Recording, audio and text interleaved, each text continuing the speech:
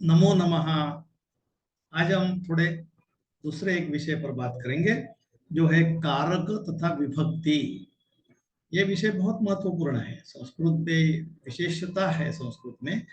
तो ये सभी जगह काम आएगा, इसलिए हम उसको थोड़ा विस्तार से उसे पढ़ेंगे। ये हमारी छठी कक्षा में ये जो है उसमें भी ये लिखा है परिशिष्ट में। तो ये पेज नंबर 788 पर ये है। उसके बाद ये सप्तमी कक्षा में भी इसमें भी ये दिया है। इसका वर्ण विचार के बाद इसको कारकम लिखा है। तो ये सप्तमी कक्षा में भी है, उसके बाद अष्टमी कक्षा में भी है। तो एक एक स्टेप दिया हुआ है। तो अभी सप्तमी 88 पेज पर है, सप्तमी कक्षा में। तो ये कारक या क्या है, इसके बारे में हम पहले देखते हैं। और इसका बहुत सारा लाभ हमें होता है। ये अगर हम ठीक तरह से समझेंगे और उसके बाद अगर देखेंगे तो परीक्षा में गुण मिलने के लिए भी कोई प्रॉब्लम नहीं होता। नहीं तो क्या है, हम केवल उत्तर पढ़ते हैं और कुछ दिन के लिए याद रहते हैं, याद भी नहीं रहता कभी कभी, तो वो भी प्रॉब्लम हो जाता है। तो इसलिए इसको ठीक से समझो। संस्कृत में एक है, कोई भी वाक्य होता है तो जैसे बालः पाठम पठति, इसका मतलब क्या है कि बालक ये पाठ यानी धड़ा, उसका पुस्तक का कोई पाठ पढ़ता है। तो पढ़ता है, इसमें क्या है, ये पठती, ये एक क्या है, पठती एक है, बाल है एक शब्द है, पाठम एक शब्द है, ऐसे तीन शब्द ये वाक्य में है। तो शब्द को क्या बोलते हैं, पदम। बाल इति का पदम, पदम पदम। तो उसमें जो पदम है, उसमें जो पदम का ये एक दो प्रकार के पद होते हैं। एक है क्रियापदम, यानी क्या क्रिया होती है, कोई भी वाक्य में जो क्रिया होती है तो उसका होता है क्रियापदम। उसको तिङन्तम इत्यपि बोलते हैं। दूसरा है नाम पदम। तो बाल इति एक नाम पदम है, पाठ इत्यपि नाम पदम है। तो दोनों में डिफरेंस क्या है, वाक्य में एक तो क्रिया तो होनी है, नहीं तो अर्थ पूर्ण होता ही नहीं वाक्य का। तो वाक्य की क्रिया दर्शक जो है, क्या क्रिया होती है, यदि पठन क्रिया यानी पढ़ने की क्रिया कर रहा है तो जो क्रिया है ऐसे ही होते है, खेलती, खेलने की क्रिया, खेलती, पठती, वदती, बोलने की क्रिया, पश्यति, देखने की क्रिया। ऐसे कोई ना कोई तो क्रिया तो होती है। तो वाक्य में एक क्रियापदम होना बहुत जरूरी रहता है, कौन सी भी हो। उसमें क्रियापद को जो एक प्रत्यय होता है वो लगा के उसको तिङन्त बोलते हैं या क्रियापदम बोलते हैं। इसके बारे में हम बाद में देखेंगे, आगे चल के देखेंगे। लेकिन ये जो दो शब्द है बाकी के, एक तो वाक्य में तिङन्त होता है, नहीं तो ये सुबंत होता है यानी नाम पदम होता है। तो इसमें ये बाल और पाठ ये दो नाम पद है। बालक पाठ, अभी उसके बारे में हम आगे देखते हैं। थोड़ा कॉम्प्लिकेटेड सेंटेंस और देखते हैं। इसमें क्या है, पठती यदि क्रियापद है लकार, और उसमें कौन कर रहा है, बालक कर रहा है, और क्या पढ़ रहा है, उसको पाठ पढ़ रहा है, तो इसको कर्ता बोलेंगे, इसको कर्म बोलेंगे। थोड़ा कॉम्प्लिकेटेड वाक्य देखते हैं हम इसमें। शिक्षक पुस्तकम हस्तेन छात्राय ग्रंथालयात विद्यालये ददाति। अभी पहला जो सेंटेंस था ये थोड़ा सा छोटा सेंटेंस था। हाँ, उसमें केवल तीन शब्द थे, एक बालक करता है, कर्म है पाठा पाठम, और पठती एक क्रिया है। ऐसे तीन शब्दों से एक छोटा सा वाक्य था। अब तो हम बड़े वाक्य पे प्रति जाते हैं। तो यहाँ कितने शब्द है, एक दो तीन चार पांच छह सात शब्द यहाँ है। तो उसमें भी वही बात कि एक क्रिया होती है, ये है ददाती यानी देता है, देने की क्रिया करता है। अभी कौन करता है, शिक्षक। तो शिक्षक छात्र को, विद्यार्थी को हाथ से, अपने हाथ से, अपने हाथों से पुस्तक लाइब्रेरी से लाकर शाला पाठशाला या मध्य देता है। स्कूल में शिक्षक छात्र को अपने हाथ से लाइब्रेरी से निकाल के पुस्तक देता है। ऐसा बड़ा सेंटेंस है। अभी एक एक हम उसको विस्तार से जाएंगे। इसमें क्या है पहले, तो इसमें पहले क्या है, ददाती। ददाती ये क्या हो गई, ये क्रिया। तो मैंने बोला कि तिङंत होना ही जरूरी है, यानी क्रियापद होना जरूरी है। तो ददाती क्रिया हो गई। अभी कौन कर रहा है ये, तो ये शिक्षक ये क्रिया कर रहा है। तो जो क्रिया करता है वो होता है कर्तृपदम। कर्तृपदम या कर्ता। तो उसको कर्ता क्या, तो वो कर्तृपदम जो होता है या कर्ता होता है, उसकी हमेशा प्रथमा विभक्ति होती है। अभी ये विभक्ति क्या है, इसलिए तो मैंने क्या क्या बोला कि रूप हम पाठ करते हैं ना, पहले से ही हमने बोला देवः देवौ देवाः, उसके बाद क्या बोलते हैं, प्रथमा। तो उसको प्रथमा, ये तो उसके पहले हम जब रटनम की शुरुआत करते हैं उसमें क्या बोलते हैं, अकारांत पुल्लिंग देव शब्द। उसके बाद देव शब्द कैसे है, अकारांत है। उसकी प्रथमा विभक्ति क्या होती है, देवः देवौ देवाः प्रथमा। तो ऐसे जो अकारांत शब्द अभी शिक्षक है, उसमें कौन कौन से है देखो, उसका मूल शब्द एक होता है शिक्षक, ये मूल पदम, उसको प्रातिपदिकम बोलते हैं। वैसे जैसे देव प्रातिपदिकम था मूल शब्द, उसका देवाः देवौ देवाः प्रथमा वो हो गई, वैसे ये भी शिक्षक है। उसमें कौन कौन से वर्ण आते हैं अगर देखते हैं हम, तो शिक्षक ये मूल शब्द है। तो शिक्षक में श अधिक ई अधिक क अधिक श अधिक अ अधिक क अधिक अंत्य किम होता है, लास्ट में स्वर होता है। तो लास्ट में यहाँ का कौन सा स्वर है, अ है। तो ये हो गया अकारांत, और ये पुल्लिंग शब्द है। तो अकारांत पुल्लिंग शब्द, जैसे देव में भी अंत्य व के बाद अ है, तो वो भी बन गया अकारांत पुल्लिंग। अब देखते हैं माला, हम उसके बाद देव के बाद देखते हैं माला। उसमें क्या है, अंत्य देखो म है, आ है, ल है, और अंत्य क्या है, आ। तो आकारांत स्त्रीलिंगी शब्द है माला। उसके बाद क्या है, नदी, हम बोलते हैं ना नदी, नद्यौ नद्यः प्रथमा। तो ये नदी में क्या का है, न अ द, और अंत्य की में लास्ट वर्ड ई, दीर्घ ई। तो ये दीर्घ ई कारांत नदी शब्द हो गया। अभी ये और एक है पुस्तक। ये पुस्तक में क्या है, देखिए पुस्तक में भी प उ और अंत्य क्या है, पुस्तक इति मूल शब्द है। तो अंत्य क्या है, क। तो पहले प उ स त अ क, और अंत्य अ, अंत्य है अ। तो ये पुस्तक ये हो गया अकारांत, किंतु ये नपुंसकलिंगी है। शिक्षक क्या है, अकारांत पुल्लिंग है। माला क्या है, आकारांत स्त्रीलिंगे है। नदी क्या है, ईकारांत स्त्रीलिंगी है। पुस्तक ये क्या है, अकारांत नपुंसकलिंगी है। हाँ, तो ये जानना जरूरी है। तो उसके, तो फिर हम पाठ करते हैं। जैसे शिक्षक है तो अकारांत पुल्लिंग है। तो अकारांत पुल्लिंग हमने कौन सा देखा है, देव। तो देवः देवौ देवाः प्रथमा। तो मूल शब्द क्या है, देव। तो उसका प्रथमा विभक्ति क्या बन गई, देवः। वैसे ही शिक्षक की क्या बनेगी, शिक्षकः। मैंने एक बहुत मजेदार उदाहरण बताया था कि संस्कृत में ये जो मूल शब्द है वो ऐसे के ऐसे वाक्य में कभी आ नहीं सकता। उसको, जैसे मैंने बोला था कि हम बाहर कभी जाते हैं वर्ग में या किधर भी, घर के बाहर या होली बाहर ही आते हैं, तो वस्त्र पहन के ही आते हैं ना, कोई भी कपड़ा तो पहनते हैं ना। हाँ, ड्रेस, अगर ड्रेस के बगैर जाते हैं तो कैसा लगेगा, ठीक तो नहीं लगेगा, अरे ऐसे लगेगा अरे ये क्या है, कपड़ा नहीं पहना। ऐसे ही संस्कृत में है कि जो हर जो शब्द है, मूल शब्द जो है उसको प्रातिपदिकम बोलते हैं। क्या बोलते हैं, प्रातिपदिकम। ये मूल पद है या मूल शब्द है वो शिक्षक, या ऐसे रूप में वो वाक्य में कभी आ नहीं सकता। उसको कोई ना कोई तो विभक्ति प्रत्यय यानी विभक्ति के कपड़े पहनने पड़ेंगे। तो कौन से है, अभी यह प्रथमा विभक्ति के कपड़े हैं।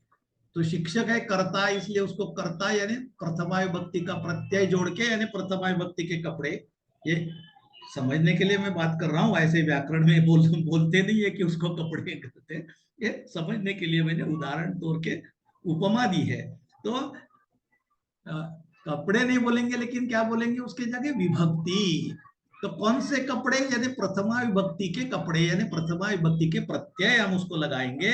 और शिक्षक ये जो मूल पद है उसको प्रथमा विभक्ति का प्रत्यय लगा के उसका प्रथमा रूप क्या हो गया? शिक्षक। तो शिक्षक ददाति, शिक्षक देता है। तो इसलिए प्रथमा विभक्ति। तो अभी कैसे याद रहेगा? इसलिए तो मैंने बोला आपको कि ये पाठ करना है रोज। और ऐसे ये जो 4 शब्द जो भी पाठ किए ना, तो बहुत सारा काम हो जाता है। उसके बाद तो आगे आगे भी हमें करना है, उकारांत भी है। तो अभी शुरू में तो ये 4 शब्द तो पाठ करिए। उसमें देव शब्द बोला है, तो देव, देवौ, देवाः प्रथमा। तो एक वचन है तो देव, बहुवचन है अभी शिक्षकाः। शिक्षक एक है इसलिए शिक्षकः ददाति। शिक्षकाः होगा, ज्यादा हो तो 2 है तो शिक्षकौ हो गए। तो देव, देवो, देवाः, ये हिसाब से प्रथमा विभक्ति का प्रत्यय हो गया। आगे हम देखते हैं द्वितीय विभक्ति। अब देखते हैं कि यहाँ क्या हो गया? शिक्षकः, हाँ, शिक्षकः पुस्तकं ददाति। शिक्षक पुस्तकम ददाति, इसमें क्रियापद तो वही है जो दाती ना। अब क्या है? शिक्षक वो करता हमने देखा, उसकी प्रथमा विभक्ति हो गई। अब उसने क्या दिया? तो उसमें देने की क्रिया जो होगी उसका फल क्या होगा? तो पुस्तक का दान हुआ ना। तो उसको क्या दिया, इसको प्रश्न पूछ के जो आता है वो कर्म होता है, कर्म पदम। कर्म पदम, और कर्म पदम की द्वितीय विभक्ति होती है। तो अभी देखिए पुस्तक की, पुस्तक ये मूल शब्द है। जैसे नपुसकलिंग है, अंत्य क्या है? अ है, तो अकारांत नपुसकलिंग। उसके लिए हमने कौन सा शब्द देखा है? वन। अकारांत नपुसकलिंगी वन शब्द। जैसे क्या होते रूपांतरम? वनम, वने, वनानि प्रथमा। पुनः द्वितीय वनम, वने, वनानि द्वितीय। तो द्वितीय भी क्या हुआ? एक वचन वनम। तो द्वितीय का एक वचन वनम हो गया, वन का। तो पुस्तक का क्या होगा? पुस्तकम, पुस्तकम, पुस्तके, पुस्तकानि प्रथमा, पुस्तकम, पुस्तके, पुस्तकानि द्वितीय। अतः पुस्तकम इति रूपम होगा। तो पुस्तक डायरेक्टली नहीं आएगा। शिक्षक पुस्तक ददाति, अरे पुस्तक तो कपड़े नहीं पहना तो उसको कपड़े पहन के लाना है। तो कौन से कपड़े? द्वितीय विभक्ति के। तो द्वितीय विभक्ति का प्रत्यय पुस्तकम, एक वचन है इसलिए पुस्तकम। तो प्रथमा विभक्ति करता है, उसके लिए शिक्षक। शिक्षक मूल शब्द नहीं आएगा, प्रथमा विभक्ति प्रत्यय लेके आएगा शिक्षक। तो क्यों क्यों प्रथमा विभक्ति? क्योंकि वो करता है। दूसरा है कर्म पद। कर्म पद के लिए कौन सी विभक्ति बोली है हमने? द्वितीय विभक्ति। तो वो पुस्तकम ददाति, ये हो गया द्वितीय विभक्ति। हम थोड़ा आगे बढ़ते हैं। अब हम वाक्य तो विस्तार करते हैं, थोड़ा और वाक्य लंबा करते हैं। पहले हमने बोला था ददाति, पुनः क्या है? ददाति वही क्रिया है। कौन दे रहा है? शिक्षक दे रहा है, वो करता है। उसकी कौन सी विभक्ति होगी? प्रथमा विभक्ति, शिक्षक। उसके बाद उसका कर्म पद क्या है? वो क्या दे रहा है? पुस्तक दे रहा है। उसका कर्म, उसकी द्वितीय पुस्तकम हो गई। अब ये कहा उसका साधन, वो देने की क्रिया कर रहा है, शिक्षक कर रहा है, पुस्तक दे रहा है। लेकिन देने के लिए किसका यूज कर रहा है? हाथ का यूज कर रहा है। या जिसका यूज करना है, जिस उसको बोलते हैं साधन या करणम, करण कारकम या साधनम। कौन से साधन यूज करके दिया ये क्रिया की? उसका है साधन। तो उसको तृतीय विभक्ति बनती है। तो इसके हाथ का साधन क्या लिया? हाथ। हाथ यानी हस्त। हस्त के अंत्य क्या है? हस्त, अकारांत। हाँ, पुल्लिंग है तो देव जैसे ही चलेगा। तो देव की तृतीया क्या होगी? देव, देवौ, देवाः प्रथमा, देवम, देवौ, देवान द्वितीया, देवेन, देवाभ्याम, देवैः तृतीया। तो देवेन तथा हस्तेन, देवेन तथा हस्तेन। तो क्रिया करण है तृतीया विभक्ति हस्तेन, क्रिया है ददाति। तो शिक्षक पुस्तक हाथ से देता है, हाथ का यूज करके देता है, हाथ से देता है। बालक कंदुकेन क्रीडति, बालक क्रीडति कंदुकेन क्रीडति। बालकः पाठशालां गच्छति, बालकः द्विचक्रिकया पाठशालां गच्छति, द्विचक्रिका मालायु मालया मालाभ्यां मालाभिः तृतीया, वैसे द्विचक्रिका आकारांत स्त्रीलिंग है तो द्विचक्रिकया गच्छति, द्विचक्रिका का साधन करके यूज करके जाता है, तो साधन होता है उसकी होती है तृतीया विभक्ति। अब देखते हैं हम आगे, करणस्य तृतीया विभक्ति भवति, तो तृतीया विभक्ति करनी है कर्ण की। अब हम आगे बढ़ते हैं थोड़ा चतुर्थी विभक्ति, हम थोड़ा वाक्य विस्तार और करते हैं। तो शिक्षक ददाति, ददाति इति क्रिया, ददाति कौन दे रहा है, शिक्षक दे रहा है, वो करता है, करता है उसकी प्रथमा विभक्ति, अतः उसका कपड़ा कौन सा है, प्रथमा विभक्ति का शिक्षक। पुस्तकम क्या देता है, पुस्तक देता है, वो कर्म पद होता है, उसकी द्वितीय विभक्ति होती है, तो इसलिए उसका रूप पुस्तकम। साधन क्या यूज किया, हस्त, हस्तेन। अभी किसको दिया है, जिसको ये करने की जो देना है जिसको, उसकी क्या होती है, संप्रदान। तो उसको संप्रदान बोलते हैं, संप्रदान। और ये संप्रदान की क्या होती है विभक्ति, चतुर्थी विभक्ति होती है। तो संप्रदान जिसको देना है उसकी चतुर्थी। तो छात्र, अभी छात्र को दिया है, तो छात्र का कौन सा शब्द है, अंत्य क्या है, छात्र अकारांत पुल्लिंग शब्द, यानी देव युव चलेगा।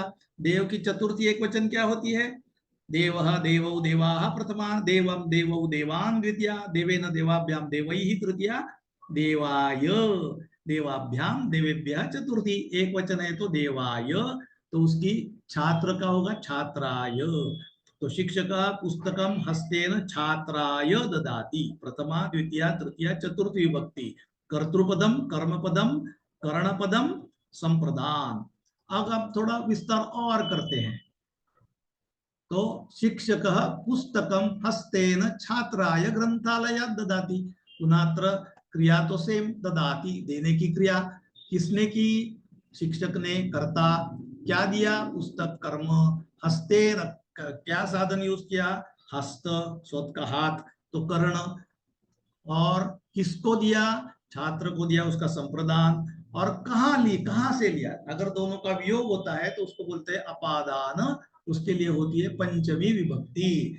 तो पंचमी विभक्ति के लिए अपादान बोलते हैं। पंचमी विभक्ति का रूप होगा इसका, ग्रंथालय में, ग्रंथालय से लाके दिया, तो ग्रंथालय और पुस्तक एक जगह थे, पुस्तक का वियोग किया ग्रंथालय से, तो जिससे वियोग होता है उसको पंचमी पंचमी विभक्ति अपादान बोलते हैं। तो पुस्तक और ग्रंथालय साथ में थे, पुस्तक ग्रंथालय से विलग किया, दूर निकाला और छात्र को दिया, तो जिससे विलग किया उसकी पंचमी विभक्ति, तो उसको अपादान बोलते हैं। तो उसका ग्रंथालय की पंचमी विभक्ति क्या होगी, गिनो, ग्रंथालय क्या है, पुल्लिंग है, अंत्य क्या है, ग्रंथालय है, अकारांत पुल्लिंग है, तो अकारांत पुल्लिंग देव युव चलेगा।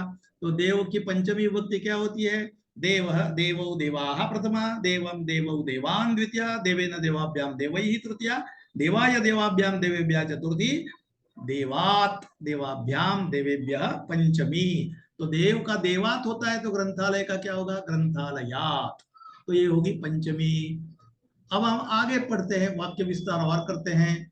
शिक्षक पुनः ददाति इति क्रिया, कहा कहा देता है, करता है। शिक्षक क्या देता है, पुस्तक कर्म, क्या साधन यूज करता है, कर्ण, हस्त, हस्तेन तृतीया, छात्र को देता है, इसलिए संप्रदान छात्र, ग्रंथालय से विलग करके तो अपादान ग्रंथालय, उसकी पंचमी हो गई। अब कहाँ देता है, उसका, उसको बोलते हैं अधिकरण। मुझे स्कूल में देता है क्या, बाजार में देता है क्या, घर में जाके देता है, या और कोई जगह देता है, तो कौन सी जगह पे देता है, विद्यालय में ही देता है। शिक्षक देता है, हाथ से देता है, पुस्तक देता है, छात्र को देता है, ग्रंथालय से लाके देता है, लेकिन कहाँ देता है, देने का स्थान कौन सा है, स्थान घर है या मंदिर है क्या, और कोई मॉल है क्या, कौन सा है, नहीं, तो कौन सा है स्थान, विद्यालय, शाला में ही देता है। तो जहाँ ये जो स्थान होता है उसको बोलते हैं अधिकरण, उसकी होती है सप्तमी विभक्ति।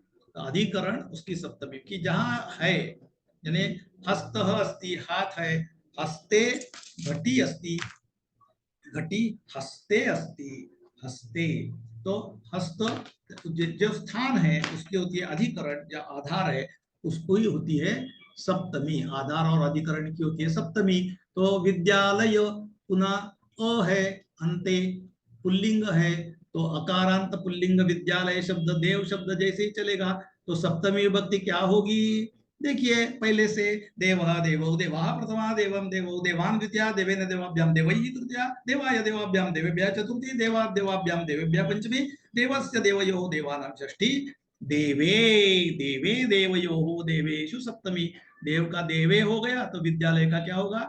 विद्यालये, विद्यालये ददाति, ये हो गई सप्तमी। और अब एक और बात है कि अब ये शिक्षक पुस्तकम हस्तेन छात्राय ग्रंथालय विद्यालय ददाति, ये सब हमने देख लिया। कर्ता है, कर्म है, करण है, छात्र है, ग्रंथालय है, विद्यालय है। इसका ये क्रिया से डायरेक्ट संबंध है। इसका क्या संबंध है? किसने दिया?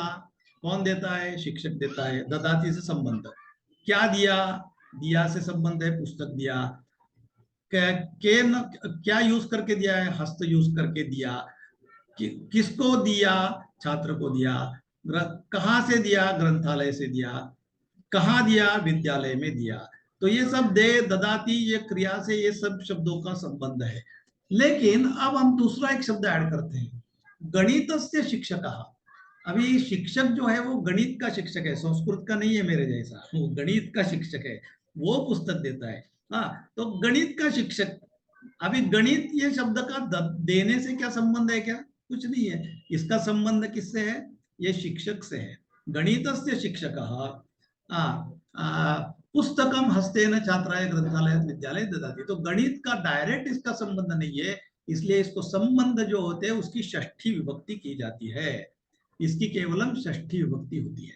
तो ये हो गया पूरा हमारा विभक्ति रूप। तो गणित इति, गणित इति अकारांत, पुनः नपुंसकलिंगी शब्द, तरी वन इव चलेगा। वन के शब्द क्या होती है? वनम वने वनानि प्रथमा, वनम वने वनानि द्वितीया, वनेन वनाभ्याम वनैः तृतीया, वनाय वनाभ्याम वनेभ्यः चतुर्थी, वनात् वनाभ्याम वनेभ्यः पंचमी, वनस्य वनयोः वनेनां वनानां षष्ठी। वनस्य, वन का वनस्य हो गया, तो गणितम का गणित का क्या होगा?